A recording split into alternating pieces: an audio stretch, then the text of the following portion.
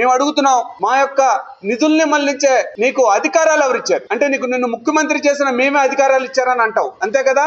నిన్ను మరి ఈ రాష్ట్రం నుంచే తరిమి కొట్టడానికి కూడా చాలా స్పష్టమైన ప్రణాళికతో బీసీలందరూ సిద్ధంగా ఉన్నారని తెలియజేస్తున్నా. ఈ రోజు చంద్రబాబు నాయుడు గారు గాని, పవన్ కళ్యాణ్ గారు గాని, పూరంధేశ్వరి గారు గాని ఏం మాట్లాడుతున్నారు?